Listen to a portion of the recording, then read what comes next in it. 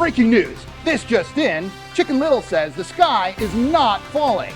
Over to you, Carey, for more on this breaking development. That's true, Charles. Our investigative reporting has uncovered the truth behind this story. Stay tuned for more.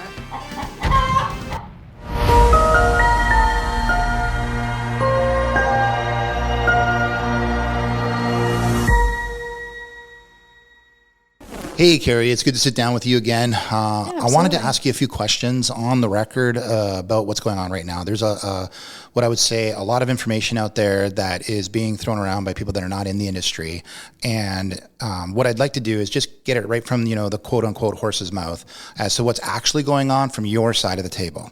Sure. Okay. So I guess question number one, I think what is really important to ask first is, what do first-time homebuyers need to know about the market right now? I think the biggest thing that first-time homebuyers need to know, and that's not being talked about, is that fixed rates have actually come down. Oh, really? Multiple times. And it's not being, we love to focus, the media loves to focus on the negative as opposed to what's working for positive and the positive sense of what's going on. I think that we've seen a reduction in home prices, and it's a really good time to get into the market. For us, what we're trying to do is we're not necessarily looking at a 5-year plan for some of our first-time home buyers, but maybe we're looking at a 2 or 3 year plan because we know that things are going to level off and increase and decrease over time. But we're seeing a stabilization in the market, and the buyers are in the driver's seat. That's great. And to touch on that, what you and I were talking about off camera before we started filming, I think it's pertinent that we're getting a lot of information. People are asking, well, is there still going to be a further price reduction next month? When is it going to turn? Should we wait till the bottom? Yep. And the problem with waiting to the bottom is the only reason that matters is if you're going to buy a house today and then sell it tomorrow. 100%. Which very few people are ever going to do. I think the number one question is, do you want to get into the market? This is something that's been a long-term goal for you as a first-time home buyer? If the answer to that is yes, if you're in the driver's seat and have the ability to not be in that frenzy where we've got competitive offers and you felt like you're missing out on offer after offer after offer, and the prices, we talk about mortgage rates quite a bit because that's really like front and foremost within the media, but really fixed rates have come down. I know that clients focus on a variable. For us, we still feel a variable is competitive. We're seeing 3.90, 3.80 with some of our variable rate products. And we're looking at this as like, okay, what's our goal? Our goal is to help you get into a home. It's cheaper than paying rent. You need to invest in yourself, and we need to help support you get into home ownership. And really, you're in the driver's seat. It's an exciting time, I think, to be a first-time home buyer. Absolutely. So question number 2 is, what should sellers who are selling for the first time know about the market and where they sit in it right now?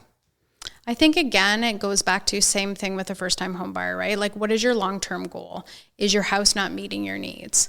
You're going to be able to get a deal. You probably have some appreciated value in your property and some equity that you can use to meet your life goals. I think it's important to touch base back on what you're speaking about, Charlie, with like, most people aren't buying for a short term to buy and then sell quickly. Mm-hmm. So this is really about lifestyle.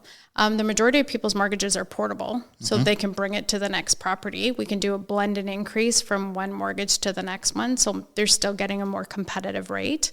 I think it's also important for sellers to know that, and seller buyer, to know that it's important for them to be working with their mortgage agent first to find out whether their mortgage is portable, and then really to be working with their real estate professional to ensure that they're meeting either a very long closing or they're selling before they're purchasing. Yeah, that's how we're guiding people right now, is to sell before they buy. So we know exactly what they're working with. We have a very firm understanding and grasp of that.